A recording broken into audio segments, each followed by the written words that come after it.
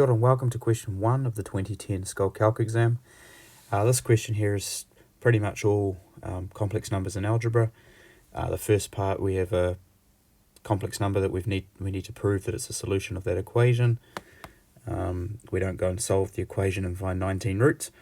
Part B there, we've got a simultaneous equation that we need to solve for real solutions, and then the third one we've got a rational equation of which we need to find solutions to.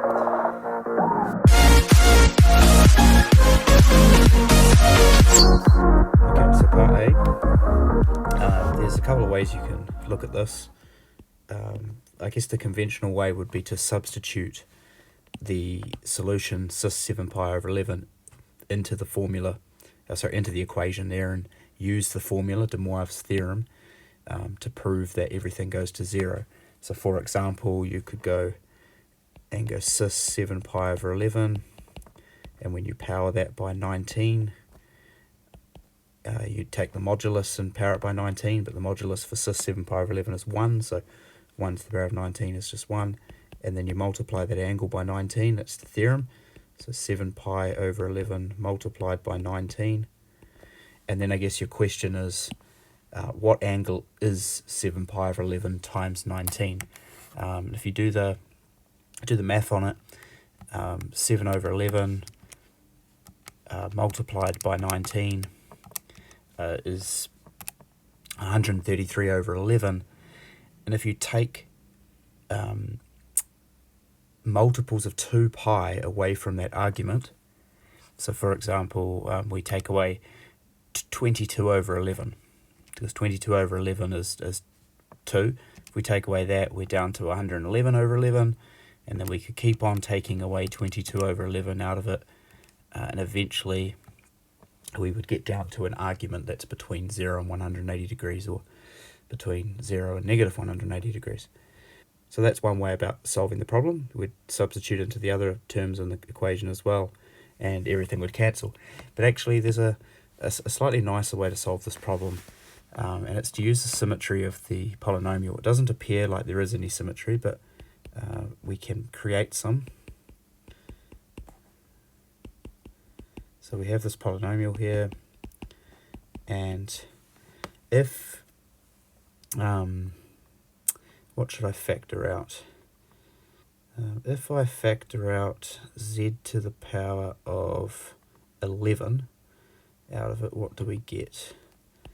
Z to the 11 multiplied by z to the 8 plus z cubed plus 1 over z cubed plus 1 over z to the 8. That's quite clever, because now we can take our solution, because apparently it's a solution to this equation, 7 pi over 11, and we substitute into it. But rather than subbing into the original equation in expanded form, I'm subbing into this slightly factored form. I guess you could call it a factored form. Subbing then cis 7 pi over 11 and showing that it equals 0. So if we sub into that first part, z to the 11, okay, so if I sub into here, I wonder if that equals 0. Z to the 11 is equal to cis 7 pi over 11 to the power of 11, which is cis 7 pi. Now where does that fit? Again, take away multiples of 2 pi like I did earlier, or like I was giving an example of earlier. Cis 7 pi is the same as cis 5 pi, it's the same as cis 3 pi, and it's also the same as cis pi. You probably could have done that in your head. Just take away 6 pi from it. Cis pi sits here at -1 in the real direction, when there's a real axis and an imaginary axis. So that's not 0, which means that if this 7 pi over 11 is to be a solution, it must actually substitute into the other bracket, the other factor, and make that equal 0. So that doesn't work. Let's go subbing into the other factor. Okay, so z to the 8, there's actually a special property of complex numbers. When the modulus is 1, when the modulus of z is equal to 1, z to the n actually no, I don't want z to the n. I want 1 over z to the n is just equal to z to the minus n. And when we power a complex number by minus n, so if e.g. z equals cis theta, then that's going to be cis theta to the power of minus n, which equals cis minus n theta. Now that's a complex number with a negative argument, so negative n times theta. That's cos n theta minus I sine n theta. Actually, technically speaking, I've jumped a step there. It's a really common result, this. It's cos minus n theta plus I sine minus n theta. That's what cis means, cosine plus I sine. And then we can use odd and even properties. So cos of negative n theta is the same as cos of n theta because the cosine function's even. And sine of minus n theta is the same as minus sine of n theta. And then that turns out to be the conjugate of z to the power of n. So z to the power of n conjugate, which we put with a bar over the top there.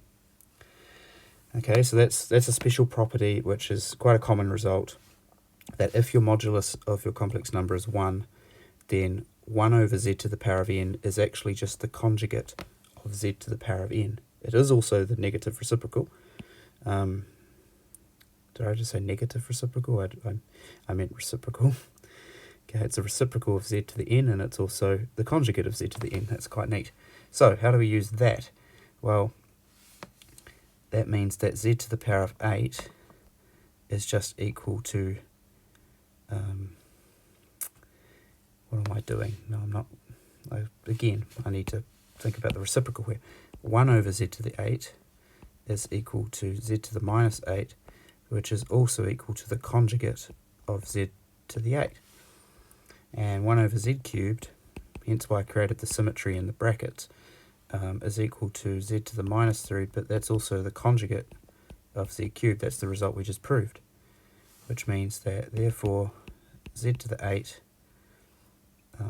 plus z cubed plus 1 over z cubed plus 1 over z to the 8 is just equal to z to the 8 plus the conjugate of z to the 8 plus z cubed plus the conjugate of z cubed, pairing them up, of course, pairing the 8 with the 1 over z to the 8 and the cubed with the 1 over z cubed. How does that help? Well, when we take a complex number and we add its conjugate, so for example, cosine theta plus I sine theta, when we take that and we add its conjugate to it, we get 2 times the real part. The imaginary bits cancel. So if I take z to the 8 and I add z to the 8, its conjugate, I get 2 times the real part of z to the 8 and 2 times the real part of z cubed. So all of this preliminary work is saving me substituting a whole heap of stuff in. All I need to do is now find the real part of z to the 8 and the real part of z cubed. So what was z again? It was cis 7 pi over 11.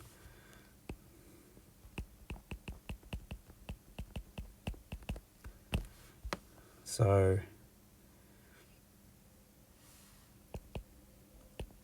the result here becomes 2 lots of the real part of cis 7 pi over 11 to the power of 8, which is cos 56 pi over 11, and then the real part of z cubed, which is cos 3 times 7 pi over 11, 21 pi over 11.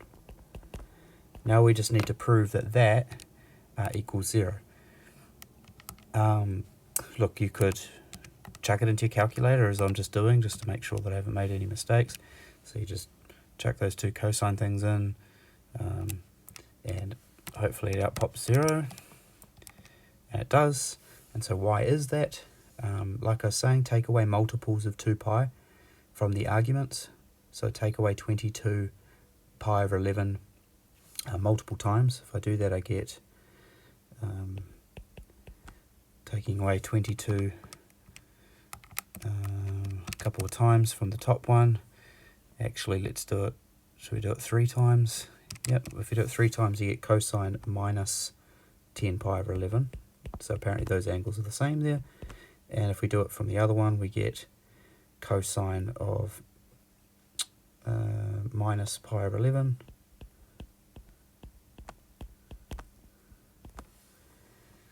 And if you think about what a cosine graph looks like, again, we're going to use this odd and even sort of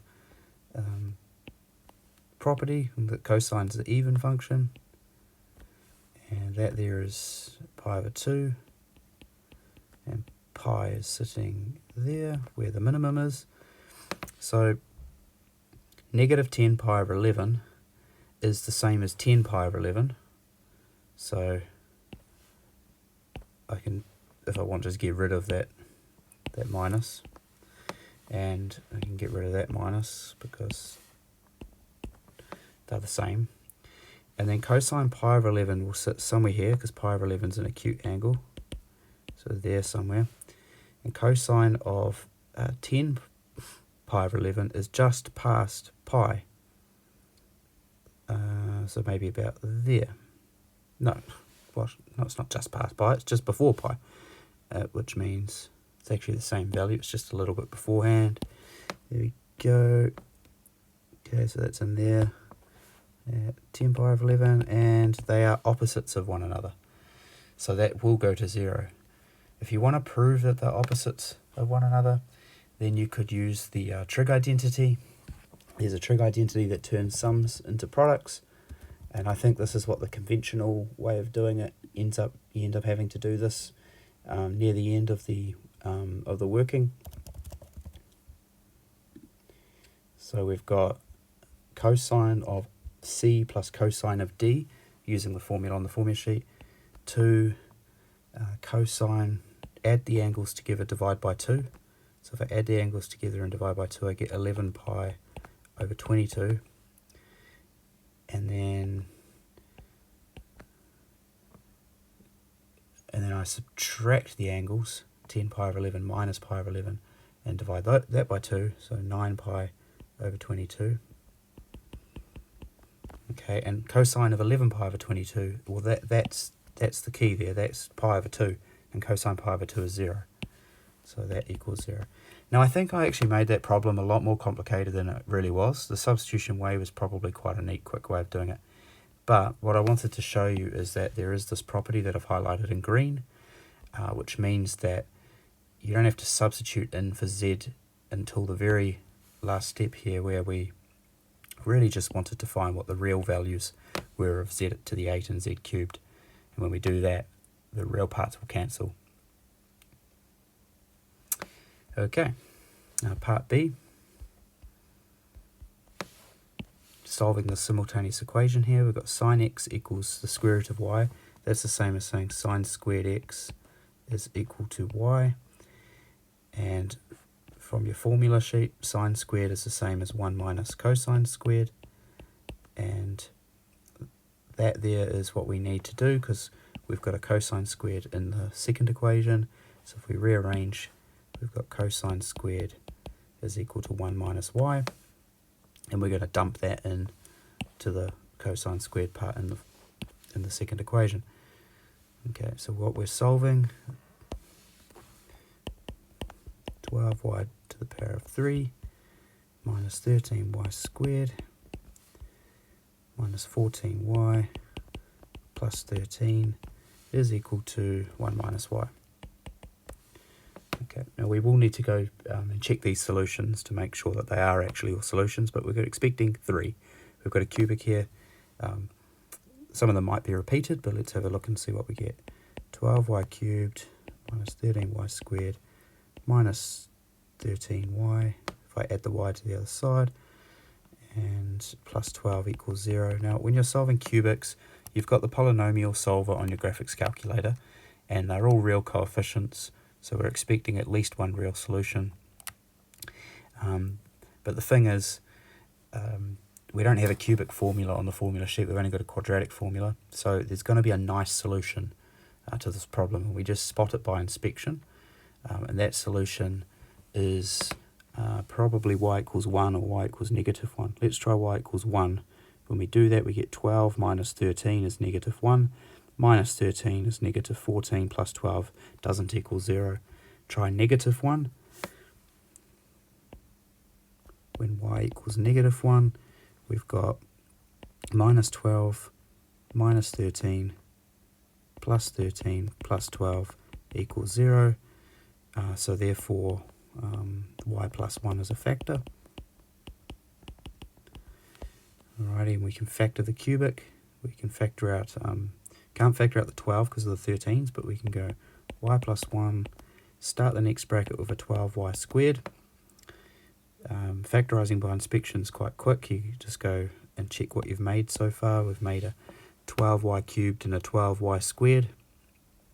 But we don't want a 12y squared, we actually want a negative 13y squared. So to get the negative 13y squared, we need to take away 25y. Taking away 25y means that we get a minus 25y squared, which cancels with the 12y squared to leave us with a negative 13y squared that we wanted. We've just made minus 25y. We don't want that. We want minus 13y, so we add 12, because adding 12 with the y makes 12y. It makes our minus 13y in total, and it also makes the 1 times 12 at the end, which is exactly what we want, as our constant is 12. So that's factorising by inspection, and then we're left to solving this quadratic that we end up with. 12y squared minus 25y plus 12 equals 0. So again, you got a quadratic formula, but chuck it into the polynomial solver just to see what you're going to get and see if you've got any real roots for a start. You do have real roots, and it turns out you've got a root of 4/3 and a root of 3/4. So let's just fake it, assume that we've actually factored it when we have just cheated a little bit. It's alright. 3y minus 4 and 4y minus 3, and that's the quadratic factorised. So there are 3 values for y for this equation. Y equals minus 1, y equals 4/3, and y equals 3/4. Let's go back to the original problem and say, like, well, what does y equal? Y was equal to 1 minus cosine squared x, but sine x was equal to the square root of y. That's a simpler expression that relates x and y, so we'll go with that. Recall sine x was equal to the square root of y. Now, if we want real solutions to this problem, that rules out negative 1 for the y value. You can't square root that, and they'll give us I, and sine x equals I. Has solutions, but they're not real. So therefore y doesn't equal negative 1. Not real.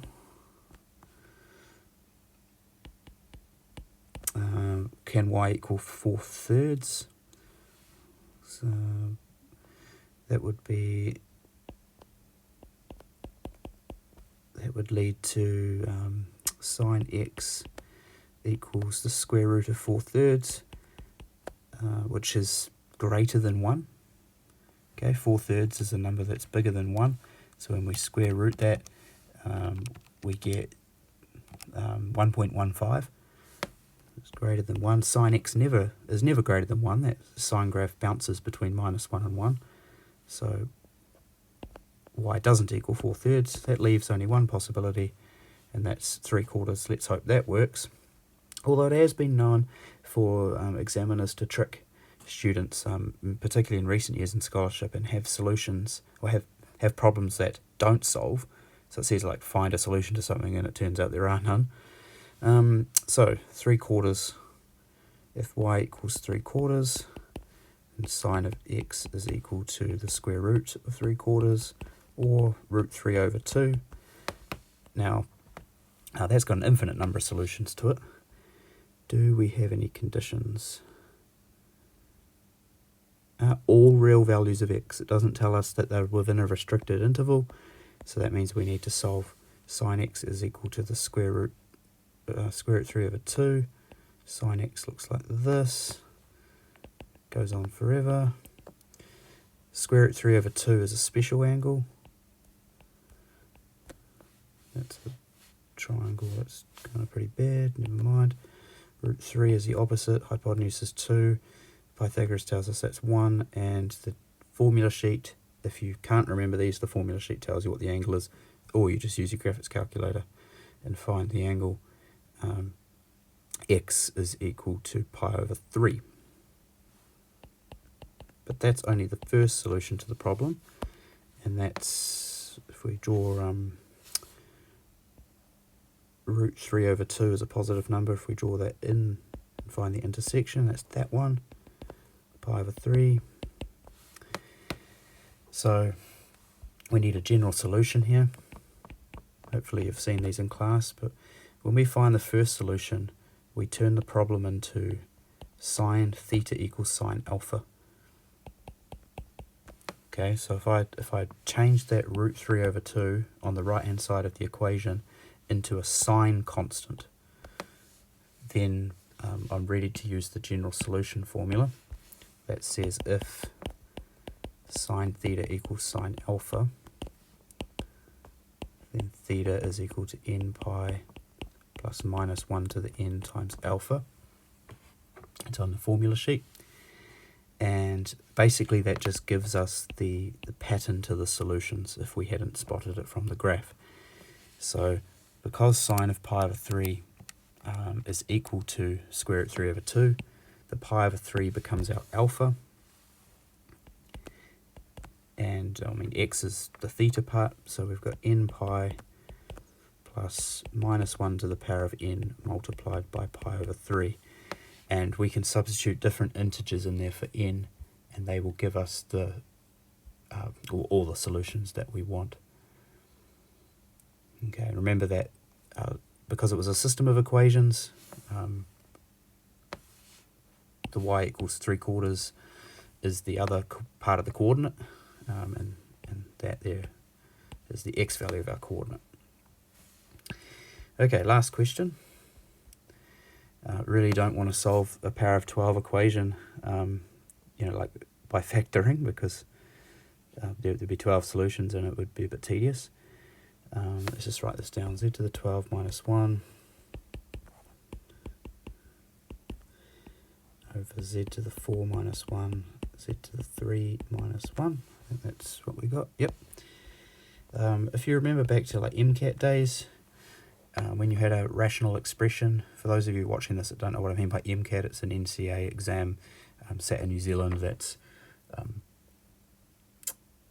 well actually it's the last one's just happened as I'm recording this, and it involves things like rational expressions and all sorts of stuff. It's set at year 11 level. And normally you would like factor things to try and cancel. Unfortunately this top one is not easy to factor, although you might say, oh look, it looks like a difference of two squares. You could start off by going z to the 6 minus 1, z to the 6 plus 1, so that's a good start. But it breaks down a little bit on the second bracket in the numerator. The first one is again a difference of two squares, so z cubed minus 1, z cubed plus 1. Let's just leave the z to the 6 plus 1 for now. Why am I factoring this? It's going to save me a little bit of time. I'm not going to need to factor the whole thing, but because what we've found is a repeated factor there, and this is like that year 11 exam, for those who are familiar with what I'm talking about, involves like finding common factors top and bottom and cancelling them. So z cubed can't equal 1 because it's in the denominator. That would make division by 0. So we start off by considering different solutions. If we were to solve the equation as it was at the start, I'd be just solving z to the 12 equals 1, which has 12 solutions. But I've just shown you that 3 of them won't work. So we're left to solving the other brackets equal to 0. So the denominator, we can go a little bit further than that. The denominator's got another difference of two squares.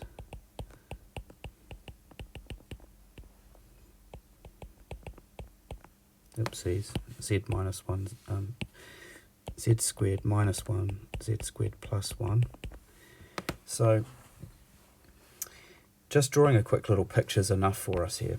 If we draw a picture and we solve z cubed plus 1 equals 0, I'll consider this first bracket here. Z cubed plus 1 equals 0 is the same as z cubed equals negative 1. Now that's got a real solution of negative 1, which would sit here, and it's going to have two complex solutions there and there. That the triangle that I've formed is an equilateral triangle that's spaced 120 degrees. The solution, is spaced 120 degrees apart from one another in the Argonne diagram. Okay, so those three solutions would make the numerator equal to 0. Z to the 6 plus 1 equals 0 would be the other option, that z to the 6 equals negative 1. Now that doesn't have a real solution to it, because you can't power a real number by 6 and get a negative number. So we would need to solve this using de Moivre's theorem. Z to the 6 is equal to cis pi, similar to what I did in the earlier example, part A. And then take the 6th root, z is equal to cis pi over 6, which is cis 30 degrees. That's our first solution. And then we need to find the other 6 to them. So they're going to be spaced, how many degrees apart? 60 degrees apart, or pi over 3 apart. So we're going to get cis of 3 pi over 6, or cis pi over 2. We're going to get cis of 5 pi over 6. This is a merit level question, NCA level 3. Because the equation I'm solving here, z to the 6, actually I'll use a different colour. I'm solving this bracket here. Because the equation I'm dealing with doesn't have any imaginary terms in it, no coefficients are imaginary, the conjugates will all be solutions to this as well. So these three solutions I've found so far, cis pi over 6 is going to have its mate, cis minus pi over 6. Cis pi over 2, which actually was I. Negative I will also be a solution. And the last one, cis 5 pi over 6, is going to have its conjugate as well. I think I called the conjugate a mate earlier. Why did I do that? So let's look at those on a diagram. The first one, cis pi over 6, is, but bear in mind these are all one away from the origin, so it's about there. With that angle there's 30 degrees. Cis pi over 2 is up there at I. Cis 5 pi over 6 is somewhere down there. And we're going to have a solution there, a solution there, and a solution in there somewhere. So we're getting a hexagon there. A hexagon where they're all spaced equally around the origin. When I solved z cubed equals negative 1, I just knew straight away that minus 1 was a solution, because of course, you know that minus 1 to the power of 3 is negative 1. I could have found the I solution quite easily by just testing out different things and going, well, I to the power of 6, what does that equal? It's I times I times I times I. Well, that actually just equals 1 times I, which is negative 1. I squared is negative 1. And once I got the first solution, which I've put up there at the top, I, then all the other solutions are just 60 degrees apart. So I could have done that, and that would have been all good. Now, are there any issues with those solutions that I found? Yes, because the denominator can't be equal to 0, and that's the trick in this problem. Note, z to the power of 2 doesn't equal 1, because z doesn't equal 1 or negative 1. This problem doesn't have real solutions. Oh, or did it? Oh, silly me. That rules out this one. Okay, that's z squared doesn't equal 1 because the denominator would equal 0. So z doesn't equal negative 1. We have to rule that one out. and z squared plus 1 doesn't equal 0, or z squared doesn't equal minus 1, that means that z can't equal I or negative I.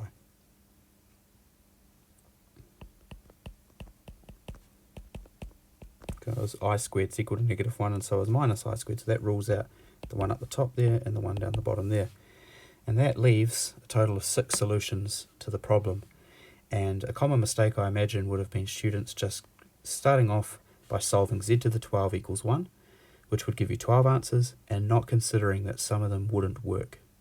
And all that factorizing work actually didn't really make the problem any easier, because I could have, from the get-go, just considered what these solutions look like. If I made z to the 4 equals 1, what would they look like? They would, 1 is a real solution to it, negative 1's a real solution, so is I and negative I, a square.